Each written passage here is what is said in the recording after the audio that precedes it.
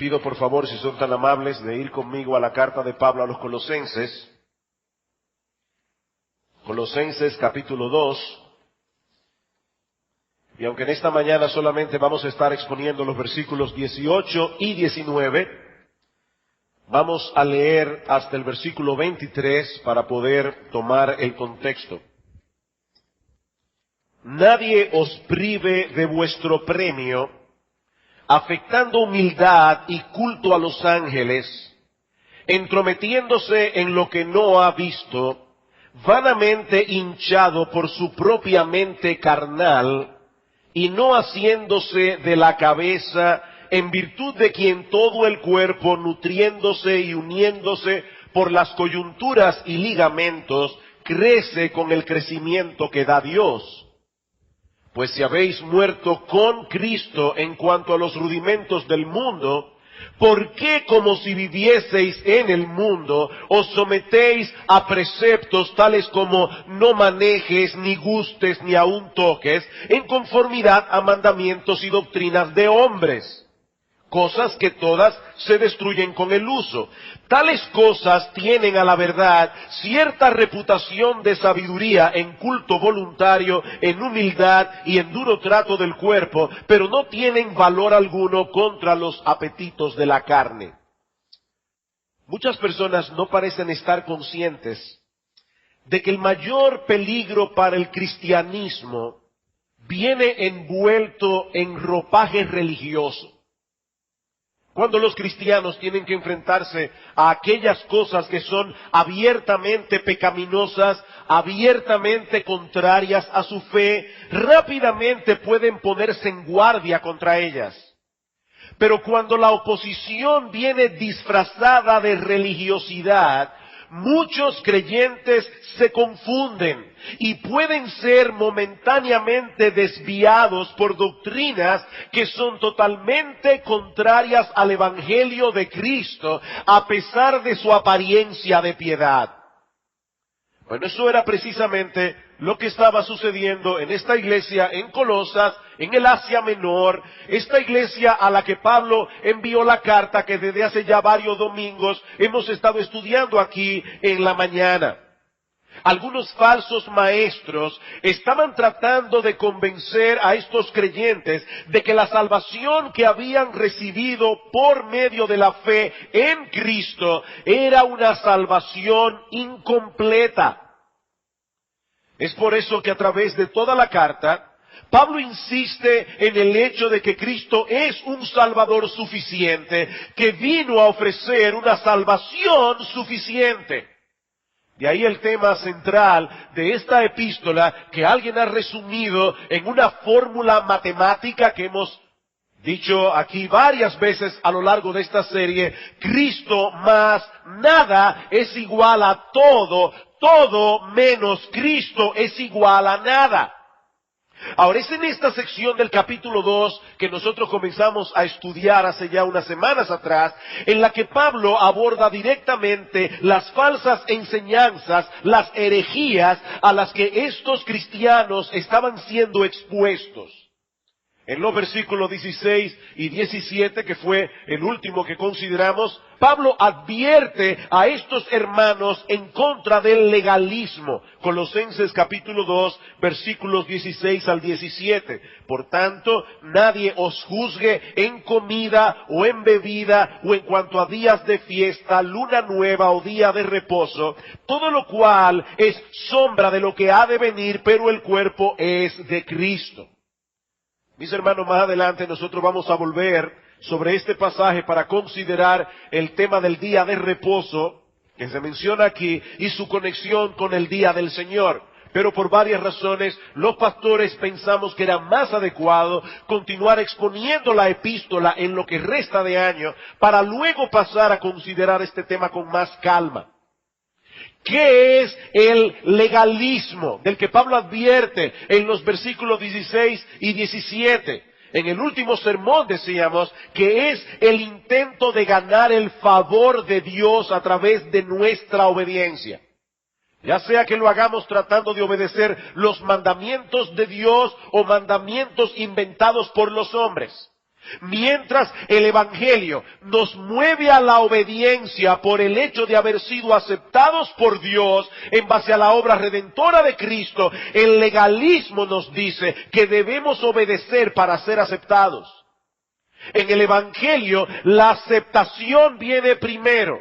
La obediencia viene después. En el legalismo es a la inversa. La obediencia viene primero para entonces poder alcanzar aceptación, ya sea delante de Dios, delante de los demás o aún delante de mí mismo.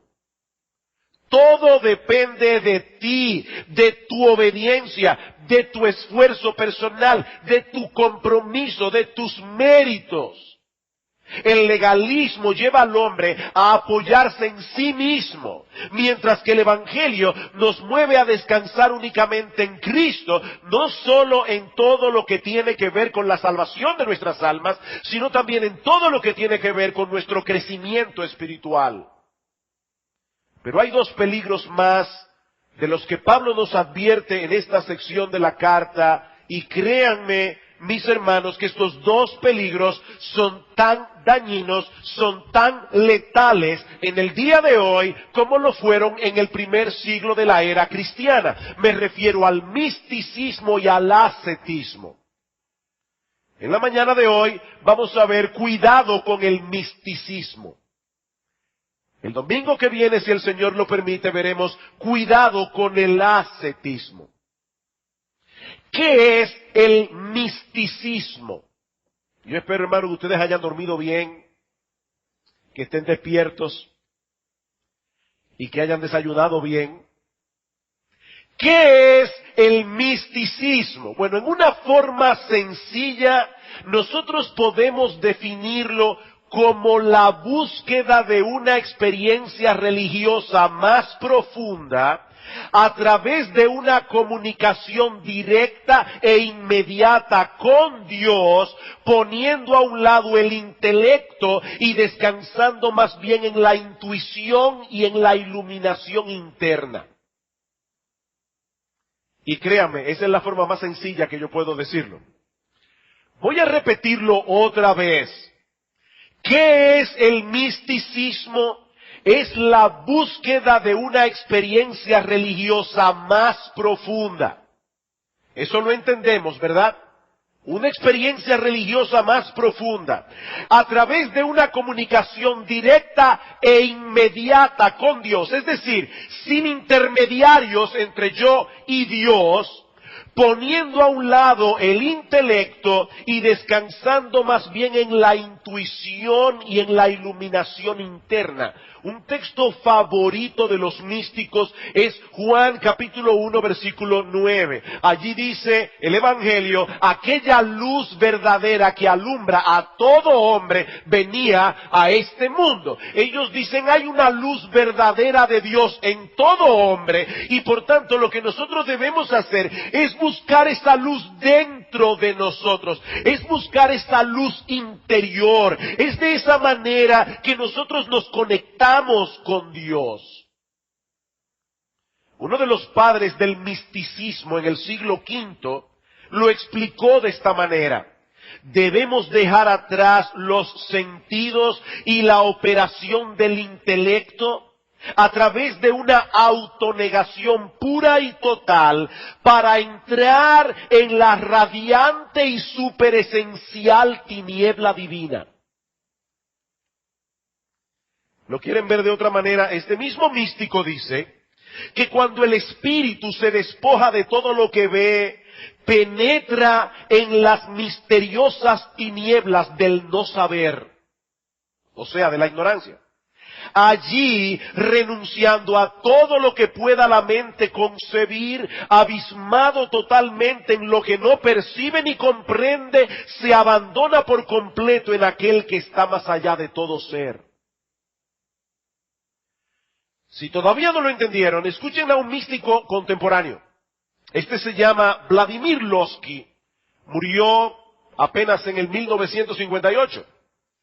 Él dice, es necesario renunciar tanto a los sentidos como a toda labor de la razón. Hay que renunciar al intelecto todo aquello que pueda ser conocido por los sentidos del entendimiento, para que podamos ser capaces de unirnos en perfecta ignorancia con aquel que trasciende todo ser y todo conocimiento. Noten, mis hermanos, cómo estos dos místicos, uno del siglo V y uno del siglo XX, insisten en lo mismo. Debemos tratar de alcanzar una unión mística con Dios, dejando a un lado el intelecto y la razón. Es por eso que los místicos recurren al uso de mantras, muchas veces, no siempre. ¿Qué son los mantras? La repetición de una palabra, de una frase, de una sílaba, incluso de sonidos. ¿Para qué? Para vaciar la mente de todo pensamiento concreto y así tener una experiencia mística con Dios. Que, como bien ha dicho alguien, en el mejor de los casos no es otra cosa que un trance autohipnótico, y en el peor de los casos una experiencia demoníaca. Recuerdo cuando era adolescente, antes de ser creyente, leía los discursos de un señor que había sido antes teósofo, porque se creía que él era la reencarnación de no sé quién, y este individuo se dio cuenta de la tontería que él mismo estaba promoviendo. Se llama Jiddu Krishnamurti. Y Krishnamurti decía, cuando tú usas este tipo de mantra, este tipo de repetición, por supuesto que encuentras paz. Y él decía, puedes usar cualquier palabra, no tiene que ser una palabra muy intrincada, puede ser hasta Coca-Cola. Si tú fijas tu mente en un punto y comienzas a pensar Coca-Cola, Coca-Cola, Coca-Cola, te vas a olvidar que debes la luz, que debes la casa, el teléfono. Tu mente está en blanco. Y eso es exactamente lo que estas personas promueven. Queridos hermanos, la Biblia enseña claramente que ningún hombre puede acercarse a Dios de manera directa o inmediata como pretenden los místicos. Nosotros necesitamos un mediador para poder acercarnos a Dios, y ese mediador no es otro que el mismo Hijo de Dios, la persona del Señor Jesucristo. 1 Timoteo capítulo 2 versículo 5. Hay un solo Dios, hay un solo mediador entre Dios y los hombres. Es por eso que cuando nosotros oramos a Dios, debemos hacerlo en el nombre de Cristo. Ahora, tomando en cuenta el tema que estamos predicando aquí, decir al final de la oración en el nombre de Cristo no es un mantra. No es que si yo vengo delante de Dios y al final de lo que le pido digo las palabras mágicas, que ahora en vez de abracadabra es en el nombre de Cristo, esa oración va a ser concedida. No, cuando yo oro en el nombre de Cristo, lo que eso significa es que yo voy delante de Dios no en mi propio nombre, porque en mi propio nombre yo no tengo cuentas en el reino de los cielos. Es Cristo el que lo merece todo y yo vengo delante del Padre en su nombre. No es un mantra. No es una palabra milagrosa. Es ir a Dios con la conciencia de que yo no merezco nada, pero Cristo lo merece todo y yo vengo delante del Señor en su nombre. Ahora, no solamente yo necesito un mediador cuando yo me acerco a Dios en oración, sino que también yo necesito un intermediario para que Dios me hable. En el día de hoy, Dios nos habla a través de la palabra escrita. Ahora, lo interesante es que Cristo sigue siendo el mediador de esa palabra. ¿Qué dice en Hebreos capítulo 1, versículos 1 y 2? Dios, en el pasado, nos habló de muchas maneras, de muchas formas. Habló a los padres por los profetas, pero en estos postreros días nos ha hablado por el Hijo. El Hijo, Él es el último que nos ha revelado, la última revelación de la palabra de Dios. Ahora, hermanos, piensen esto. Si Dios se comunica al hombre a través de una revelación escrita, la Biblia, es obvio que nuestro intelecto juega un papel de suprema importancia en nuestra relación con Él. Ya que es por medio de la razón, es por medio del intelecto, es por medio del entendimiento que yo puedo comprender la Biblia, la revelación escrita de Dios.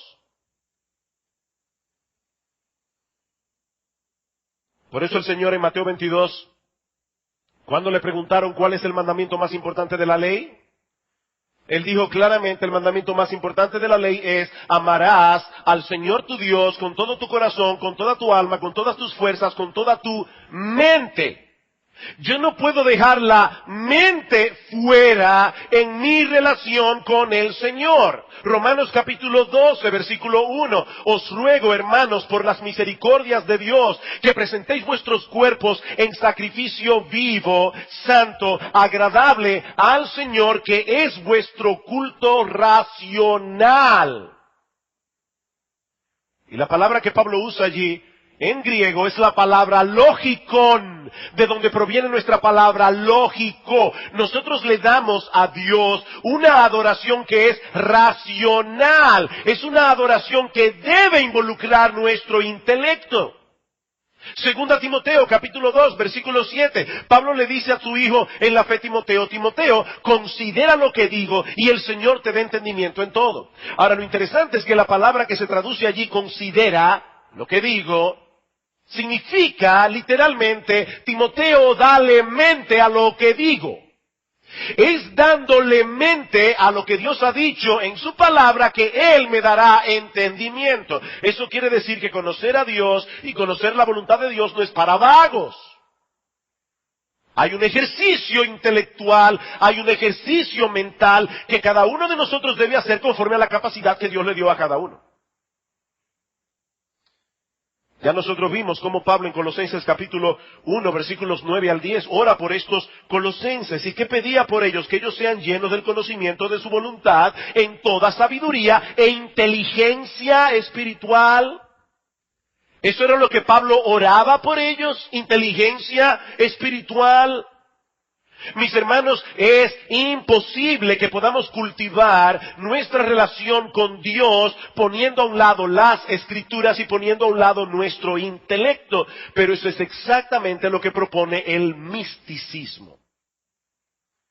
Y es precisamente contra un peligro similar a este que Pablo nos advierte en este pasaje de la carta a los Colosenses. Estos falsos maestros pretendían haber alcanzado una unión mística con Dios que estos cristianos de Colosas desconocían. Vean una vez más el versículo 18. Nadie os prive de vuestro premio. Esa frase puede ser traducida también: que nadie los descalifique, que nadie los condene. Hace referencia a la decisión negativa de un árbitro que descalifica a uno de los competidores por no haber seguido adecuadamente las reglas de juego. Tal parece que estos falsos maestros estaban descalificando a los creyentes en Colosas porque ellos no experimentaban el mismo tipo de experiencia religiosa que ellos decían tener. Ustedes necesitan algo más que el simple cristianismo.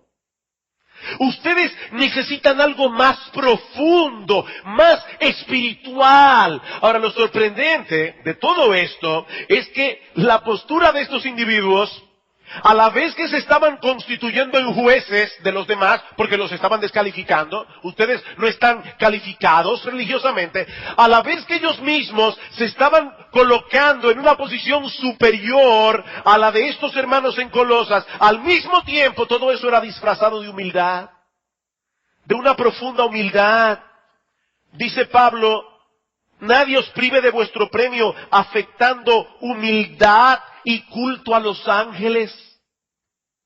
Más adelante en el versículo 23, que no vamos a ver en el día de hoy, dice, tales cosas tienen a la verdad cierta reputación de sabiduría en culto voluntario, en humildad y en duro trato del cuerpo. Por eso algunas personas, algunos comentaristas sugieren que muchos de estos místicos, de estos individuos, practicaban largos ayunos y pocas horas de dormir, preparándose a sí mismo para ver visiones. Y por supuesto, una persona que está comiendo mal y que no está durmiendo bien, ve lo que sea.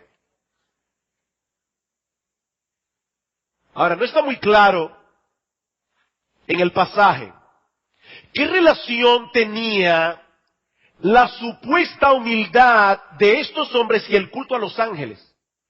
Porque Pablo dice, afectando humildad y culto a los ángeles. Ahora, es probable que su enseñanza fuera algo como esto. Dios es tan sublime, Dios es tan trascendente, y yo soy tan indigno, yo soy tan pequeño, que en vez de llegar directamente a Él, yo prefiero llegar por medio de los ángeles. Suena humilde, ¿verdad? Imagínate, ¿cómo un hombre como yo va a acercarse directamente a Dios? Yo prefiero hacerlo a través de los ángeles. El problema es que la Biblia prohíbe esa práctica. Mis hermanos, vuelvo y repito, la Biblia enseña claramente que hay un solo mediador entre Dios y los hombres, y es Jesucristo, no es nadie más. No es María, no son los santos, no son los ángeles. Es únicamente nuestro gran Dios y Salvador, Jesucristo. Y nosotros vemos en el mismo libro de Apocalipsis como el apóstol Juan, en el capítulo 19, los versículos 9 al 10, estaban tan sorprendidos por la visión que este ángel le estaba mostrando, que Juan, en un impulso muy humano, se postró para adorar al ángel. Y el ángel lo tomó y le dijo, mira, no lo hagas, yo soy consiervo tuyo y de tus hermanos los profetas, adora a Dios. Adora a Dios. Sin embargo, y a pesar de todas esas claras advertencias y enseñanzas de la Biblia, el culto a los ángeles no solo no desapareció, sino que parece estar más vivo que nunca en estos días. A juzgar por algunos de los títulos que ustedes pueden ver en cualquiera de nuestras librerías, solo por curiosidad esta semana me metí en Amazon y puse ángeles. Me salieron algunos títulos interesantes. ¿Cómo hablar con sus ángeles? Otro, ángeles guardianes y guías espirituales, contacte la ayuda celestial. Eso parece como llame al 809. Otro, guía diaria de sus ángeles, 365 mensajes de los ángeles para aliviar, sanar y abrir su corazón. Otro, sánese con los ángeles. Y así por el estilo. Y yo imagino que yo no soy el único aquí a quien le enseñaron de chiquito a orar al ángel de la guarda. Ángel de la guarda, dulce compañía, no me desampares ni de noche ni de día.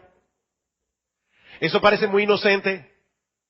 Pero lo que está detrás de eso no es otra cosa que robarle a Cristo su legítimo lugar de preeminencia, y eso no tiene nada de inocente.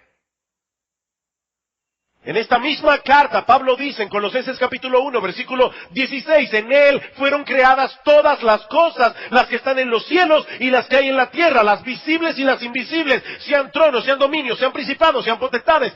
Todo fue creado por medio de Él y para Él. Cristo es preeminente por encima de todo. ¿Y en qué basaban estos falsos maestros sus prácticas religiosas? Bueno, según ellos, en visiones que ellos habían tenido. Según Pablo, en una mente orgullosa y carnal. Versículo 18. Nadie os prive de vuestro premio, nadie los descalifique, afectando humildad y culto a los ángeles, entrometiéndose en lo que no ha visto, vanamente hinchado por su propia mente carnal. Y aunque la Reina Valera introdujo un no aquí, lo que ese texto dice en el original literalmente es aferrándose a las cosas que ha visto. Ahora es probable que Pablo esté hablando irónicamente aquí, aferrándose a las cosas que ellos dicen haber visto, y en ese sentido se están entrometiendo en cosas que en realidad no han visto, como dice nuestra versión en español. Ahora, sea que ellos hayan visto algo o no, el punto es que todo esto no era más que el producto de una mente orgullosa y carnal, dice Pablo. Estos individuos pretendían pertenecer a una élite de personas que recibían revelaciones de parte de Dios. Ellos no eran cristianos comunes y corrientes, que aprendían acerca de Dios y acerca de la voluntad de Dios a través de la lectura de la Biblia. No, ellos estaban más allá. Ellos tenían visiones. Pero Pablo nos dice que ese tipo de misticismo no es otra cosa que una carnalidad disfrazada. Dice el comentarista Guillermo Hendrickson, este hombre que pretende ser muy humilde, en realidad es insoportablemente orgulloso. Su mente está inflada con el sentido de su propia importancia al jactarse de cosas que dice haber visto. Mis hermanos, el que una persona tenga apariencia de humildad y clame haber tenido algún tipo de experiencia extraordinaria, eso no lo califica para constituirse en un maestro espiritual de los cristianos. El verdadero maestro cristiano lo que hace es enseñar la palabra de Dios para guiarnos a Cristo, y eso era exactamente lo que los falsos maestros no estaban haciendo. Versículo 19. Ellos están vanamente hinchados por su propia mente carnal y no haciéndose de la cabeza, que es Cristo, en virtud de quien todo el cuerpo, nutriéndose y uniéndose por las coyunturas y ligamentos, crece con el crecimiento que da Dios. A final de cuentas, este era el verdadero problema de los falsos maestros de Colosas. Ellos no descansaban únicamente en Cristo, tanto para la salvación como para el crecimiento espiritual. Mi hermano, déjame decirte esto. Y nosotros estamos viviendo en tiempos donde a través de la internet entramos en contacto con un montón de ministerios. Déjame decirte esto, mi amado hermano, mi amada hermana. ¿Tú quieres crecer en tu vida espiritual? Bueno, en vez de estar buscando experiencias extraordinarias, aférrate a Cristo. Eso es lo que el texto dice. No haciéndose de la cabeza, aférrate a Cristo. Cristo es el todo suficiente Salvador que suple a su iglesia todo lo que su iglesia necesita. Cristo más nada es igual a todo. Es en virtud de nuestra unión con Cristo como cabeza, de nuestra dependencia en Cristo, que todo el cuerpo, nutriéndose y uniéndose por las coyunturas y ligamentos, dice en el versículo 19, crece con el crecimiento que da a Dios. ¿Ven ustedes el proceso que Pablo está planteando aquí? Cada creyente debe aferrarse a Cristo, debe alimentarse de Cristo, debe depender enteramente de Él y de lo que Él hizo en la cruz del Calvario. ¿Y qué va a suceder cuando ese hermano que se está nutriendo de Cristo entra en contacto con sus hermanos en la fe? Que Él va a traspasarles lo mismo que Él recibe de su Señor, y de esa manera el cuerpo crece con el crecimiento que da Dios. ¿No ese es el mismo proceso que vemos en Efesios capítulo 4, versículos 11 en adelante? Él mismo constituyó a unos apóstoles, a otros profetas, a otros evangelistas, a otros pastores y maestros. ¿Para qué? Para que estos pastores y maestros equipen a los santos, para que los santos hagan la obra del ministerio, la edificación del cuerpo de Cristo, para que ya no seamos niños fluctuantes, llevados por doquiera de todo viento de doctrina. Cada creyente actuando en el cuerpo, en su conexión con otro, como dice en el versículo 16 de Efesios 4, cada uno según el don que ha recibido del Señor. Es de esa manera, mis hermanos, y no a través de experiencias extraordinarias, que el cuerpo crece con el crecimiento que da Dios. Vamos por un momento a Juan capítulo 15.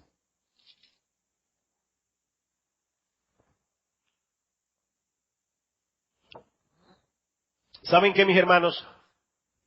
Es más fácil alegar que tenemos experiencias místicas extraordinarias que tener una verdadera comunión con el Señor Jesucristo. Es muy fácil hablar. Es muy fácil dar nuestro testimonio.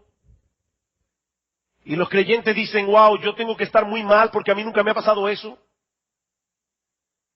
Recuerdo en nuestros primeros años de convertido, yo sé que Eric se va a recordar de esto, había un hermano en la iglesia donde nosotros nos congregábamos, que él decía, mire hermano, después que uno tiene como 5 o 6 días ayunando, es que uno comienza a ver ángeles. Y no digo yo ver ángeles. Con esa hambre cualquier cosa.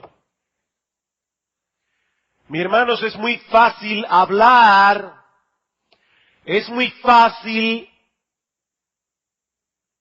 hacer gala de experiencias supraterrenales. Lo difícil es tener comunión con Cristo como Cristo mismo lo define aquí. Juan capítulo 15, versículo 4. Permaneced en mí y yo en vosotros, como el pámpano no puede llevar fruto por sí mismo si no permanece en la vid, así tampoco vosotros si no permanecéis en mí. Yo soy la vid, vosotros los pámpanos. El que permanece en mí, yo en él, este lleva mucho fruto, porque separados de mí nada podéis hacer. Permanezcan en mí, yo permanezco en vosotros, y eso va a producir frutos. Y ya yo me imagino algunos hermanos aquí en la iglesia pensando, pastor, todo eso me suena muy bonito, pero demasiado abstracto. ¿Cómo yo llevo esto a la práctica? Bueno, dejemos que el mismo Señor Jesucristo responda esta pregunta. Versículo 7. Si permanecéis en mí y mis palabras permanecen en vosotros, pedid todo lo que queréis y os será hecho. Permanecer en Cristo no es otra cosa que permanecer en la palabra de Cristo. John Piper lo dice mejor que yo. Así que yo lo voy a citar a él. Dice Piper, esto significa, escuchen hermano, porque si hay algo crucial en todo lo que yo voy a decir en esta mañana es esto.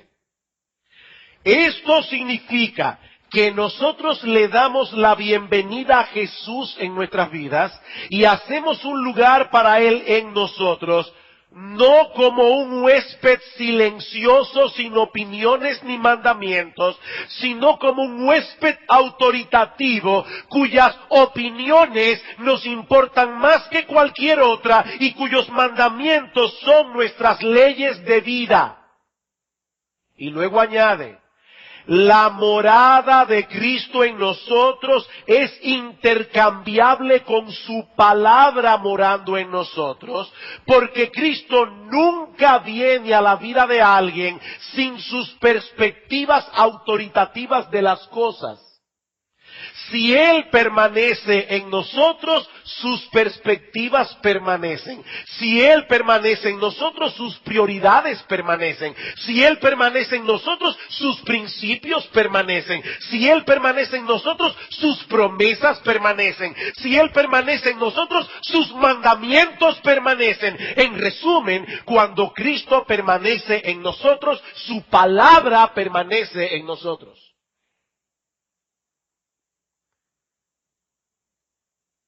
Mis hermanos, cuando nosotros memorizamos la palabra de Dios, y al actuar en cada aspecto de nuestras vidas, consultamos esa palabra de Dios, no estamos simplemente tomando en cuenta un código antiguo de conducta. Memorizar la Biblia no es como memorizar el teorema de Pitágoras. No. Nuestro Señor Jesucristo está vivo y su palabra que Él nos dejó es una palabra viva. Permanecer en Él no es otra cosa que interactuar con Él en nuestra vida diaria, tomando en cuenta sus opiniones por medio de su palabra, porque Él sigue pensando hoy exactamente lo mismo que pensaba cuando le inspiró. Es expresar algo como esto constantemente en nuestra vida. Señor, tú dices esto en tu palabra acerca de tal o cual asunto. Gracias porque no me dejaste en la oscuridad con respecto a esto. Gracias por haber traído este texto a mi memoria en esta disyuntiva de mi vida. Ayúdame tú a obedecerte a ti y a creer que tus caminos son infinitamente mejores que los míos. Señor, ayúdame a recordar en todo momento que tú viniste para que tengamos vida y vida en abundancia. Señor, inclina mi corazón a la obediencia para que pueda disfrutar de esa vida abundante que tú viniste a darme. Eso es permanecer en Cristo. Tener comunión con Cristo en cada situación de la vida. Eso no tiene nada que ver con una experiencia mística. Eso no tiene nada que ver con entrar en una especie de trance contemplativo que nos desconecta de la realidad. No, mis hermanos, no son visiones lo que necesitamos para tener una vida espiritual más plena y profunda. No es perdernos en las tinieblas divinas por medio de una perfecta ignorancia. No, mis hermanos, lo que nosotros necesitamos es empaparnos de la palabra de Dios, cuyo centro es la persona de Cristo. Eso es exactamente lo que Pablo dice a los colosenses más adelante en el capítulo 3, versículo 16. La palabra de Cristo more en abundancia en vosotros, enseñándoos y exhortándoos unos a otros en toda sabiduría, cantando con gracia en vuestros corazones al Señor, con salmos, con himnos y cánticos espirituales. Vayan conmigo un momentito a 2 Corintios, capítulo 3.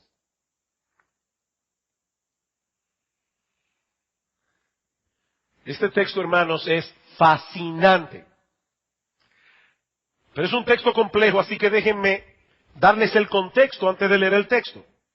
Pablo está hablando aquí comparando el antiguo pacto revelado a través de Moisés con el nuevo pacto que Cristo vino a traer. Recuerden que cuando Moisés subió al monte y estuvo 40 días en la presencia de Dios, cuando él bajó, su rostro brillaba de tal manera que Moisés tuvo que ponerse un velo porque los hijos de Israel estaban asustados. El apóstol Pablo toma esa imagen de Moisés con un velo y dice Pablo, todavía al día de hoy, cuando los judíos leen el antiguo pacto, leen el Antiguo Testamento, tienen ese velo delante de sus ojos y precisamente por eso ellos pueden leer el Antiguo Testamento cuyo tema central es Cristo y aún así no ver a Cristo. Pero ahora, dice Pablo, versículo 16, pero cuando se conviertan al Señor, el velo se quitará. Ellos van a poder ver a Cristo en las páginas del Antiguo Testamento como fue la intención de Dios. Versículo 17, porque el Señor es el Espíritu y donde está el Espíritu del Señor allí hay libertad. Por tanto, nosotros todos mirando a cara descubierta, ya no tenemos un velo, mirando a cara descubierta como en un espejo la gloria del Señor, somos transformados de gloria en la misma imagen como por el Espíritu del Señor. ¿De qué está hablando Pablo ahí? Que ahora nosotros que sí tenemos el entendimiento correcto, porque el Señor, el Espíritu Santo, abrió nuestros ojos, podemos ver a Cristo en la Escritura. El espejo del que Pablo está hablando allí. Recuerden que los espejos en aquella época no eran como los de ahora, donde usted se ve perfectamente, era bronce bruñido, la imagen no era tan clara. Pablo dice, nosotros ahora podemos, en esta Biblia, podemos aún leer el antiguo pacto sin el velo y ver a Cristo en la Biblia, y en la misma medida en que nosotros contemplamos a Cristo en la Biblia, somos transformados por el Espíritu de Dios de gloria en gloria, cada vez más parecidos al glorioso Señor y Salvador. ¿Pero cómo? A través de la Biblia.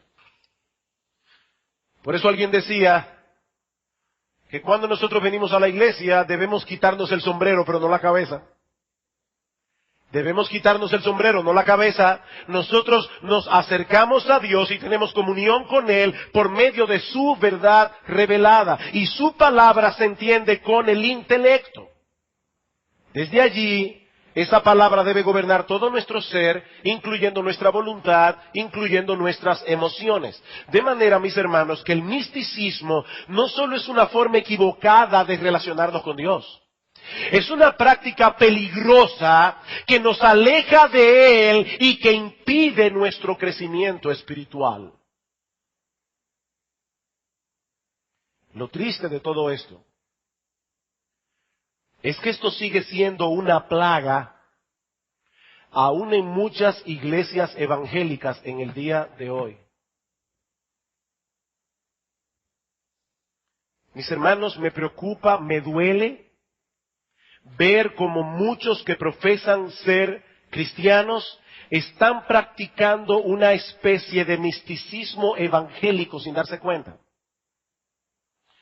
En la misma medida en que el estudio de la palabra de Dios decae en las iglesias y la manipulación emocional aumenta, en esa misma medida los creyentes comienzan a sustituir la verdadera comunión con Dios por una experiencia mística que embota nuestro entendimiento y produce la sensación engañosa de haber estado en contacto con el Dios del universo. El Señor Jesucristo dijo claramente en Juan capítulo 4 que los verdaderos adoradores adoran a Dios en espíritu y en verdad. Donde el espíritu no está involucrado, allí no hay adoración. Pero lo mismo podemos decir cuando la verdad no ocupa un lugar central. Pensemos un momento en el tipo de alabanza que se usa en muchas iglesias hoy día. Y Dios sabe que yo no estoy diciendo esto por el simple hecho de criticar lo que otros hacen. Le decía a uno de los pastores, normalmente cuando yo predico en la iglesia, yo no estoy consciente de que esto va a salir por la internet y de que otros lo van a escuchar, pero esta vez estoy muy consciente de eso y aún estoy orando porque yo no sé a dónde puede llegar este mensaje. No, yo no estoy diciendo esto por el simple ánimo de criticar, sino para dar una voz de alerta sobre una práctica que yo creo que está haciendo un daño enorme en ciertos contextos eclesiásticos. Pablo dice en Colosenses capítulo 3, versículo 16, que acabamos de citar, que los himnos y cánticos espirituales que cantamos en la congregación deben ser un vehículo para que la palabra de Cristo more en abundancia en nosotros. Pero muchas iglesias han desechado casi por completo los himnos con un serio y profundo contenido bíblico y lo han sustituido por breves coros de 4 o 5 líneas de contenido muy vago, de contenido muy superficial, que se repiten una y otra vez, una y otra vez, una y otra vez. Por eso alguien le llamaba 7-Eleven, como esa cadena norteamericana. Son 7 líneas que se repiten 11 veces. Yo me pregunto, hermanos, ¿acaso no tendrán el mismo efecto que los mantras en el yoga y en las religiones orientales? Y si a todo eso le sumamos una música también repetitiva, el peligro se potentiza, es todavía mayor. Como dice un autor cristiano, aún una frase extraída de la Biblia como Jesús ten misericordia de mí porque soy pecador, cuando se repite un montón de veces no es más que una vana repetición. Y las vanas repeticiones violan la ley de Dios. No tomarás el nombre del Señor en vano. Mis hermanos, la Biblia prohíbe el uso de mantras en nuestras oraciones. En Mateo capítulo 6, versículo 7, Cristo dice llorando, no uséis vanas repeticiones como los gentiles que piensan que por su palabrería serán oídos. Esas vanas repeticiones no son solamente vanas, son peligrosas. Sea orando, sea cantando. Son peligrosas porque a la larga pueden embotar el entendimiento y producir personas incapaces de digerir la carne de las Escrituras e incluso indisponerlos contra ese tipo de enseñanza seria y profunda. Pero no solamente eso. Ese tipo de arrebato emocional que suele producir ese tipo de alabanza es altamente adictivo. Créame, es altamente adictivo. Hace que las personas vayan a la iglesia no para ser instruidos por la palabra de Dios que es viva y eficaz y a través de la cual nosotros tenemos comunión con Cristo, sino para volver a estimular las emociones. Y el culto fue bueno o fue malo dependiendo de cuánto el predicador y los himnos pudieron hacer eso. No importa si se enseñó la palabra o no. No. Yo no sentí la presencia de Dios. Y yo fui a la iglesia a sentir la presencia de Dios. Yo sé que yo he puesto este ejemplo muchas veces, pero imagínese a una mujer cuyo novio le va a dar una serenata. Y a ella le fascinan las canciones de Armando Manzanero, pero él le lleva una serenata con canciones de Luis Miguel. Y ella le dice, mi amor, tú sabes que a mí no me gusta Luis Miguel, a mí me gusta Manzanero. Sí, pero el que me pone romántico a mí es Luis Miguel. Entonces tú viniste aquí a ponerte romántico a darme una serenata a mí. Mis hermanos, nosotros no venimos a la iglesia a sentir que adoramos. Nosotros venimos a la iglesia a adorar. Y por supuesto, yo debo sentir que adoro cuando adoro. Pero eso es una consecuencia de lo otro. Nosotros venimos a la iglesia a darle gloria a Dios y adorar a Dios y alabar a Dios como Él quiere que se le adore y se le alabe.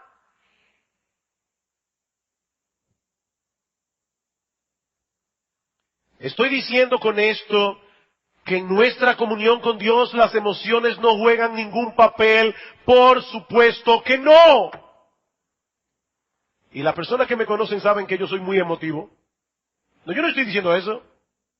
Solo basta con leer los salmos para convencernos de que la relación del creyente con Dios puede llegar a alcanzar niveles emocionales muy intensos. Pero esas emociones son producidas por el entendimiento de quién es Dios, por el entendimiento de lo que Él ha hecho por nosotros en Cristo, no porque se ha preparado un ambiente propicio para que se produzca ese tipo de respuesta emocional.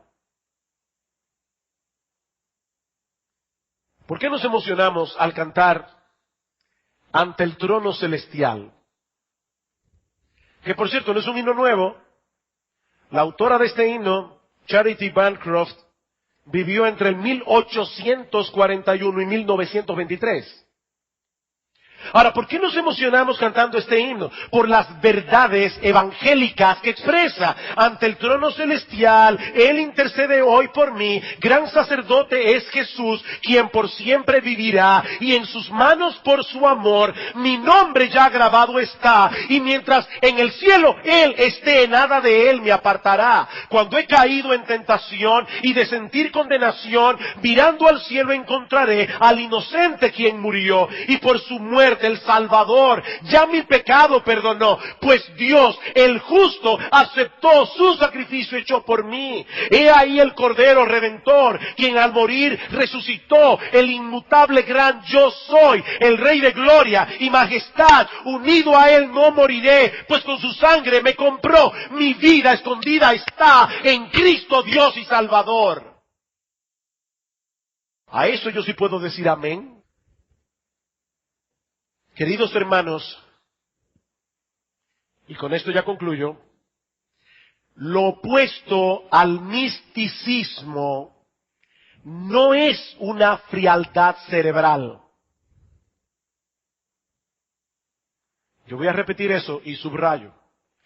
Lo opuesto al misticismo no es una frialdad cerebral, sino una verdadera, deleitosa y profunda comunión con Cristo. Eso es lo que Pablo está planteando aquí. Es precisamente por eso que el misticismo es tan dañino y tan peligroso, porque impide el desarrollo de ese tipo de comunión con nuestro Salvador, a la vez que produce la sensación engañosa de intimidad con Él. Mis hermanos, que el Señor como iglesia nos ayude a empaparnos cada vez más de su palabra, pero no como un mero ejercicio intelectual, sino como un vehículo para permanecer en Cristo, descansando conscientemente en su obra de salvación, procurando conscientemente hacer su voluntad para poder disfrutar de la vida abundante que Él compró para nosotros en la cruz del Calvario. Y si tú estás aquí sin Cristo, solo quiero decirte, mi amigo, que no trates de alcanzar esa vida fuera de Él y de su obra redentora. Lo que tú necesitas no son experiencias místicas más profundas si eres una persona religiosa.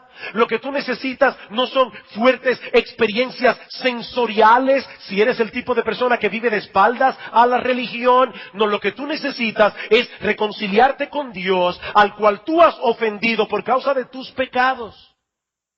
Y eso solo es posible aceptando por fe el precio que Cristo pagó en la cruz del Calvario para salvar a pecadores como tú y como yo. Él murió como un criminal, siendo inocente, para que pecadores culpables pudiesen ser absueltos ante la justicia divina. La salvación es por gracia, mi amigo, por medio de la fe, porque ya hubo alguien que pagó por ella. Pero tienes que confiar plenamente en Él para apropiarte de esa gran salvación y así poder disfrutar el privilegio de tener comunión, intimidad con ese gran Salvador. No demores en arreglar tus cuentas con Él, mi amigo, porque todavía estás a tiempo. Que el Señor bendiga hoy su palabra, produciendo frutos abundantes en esta iglesia, tanto en el corazón de los creyentes como en el corazón de los incrédulos.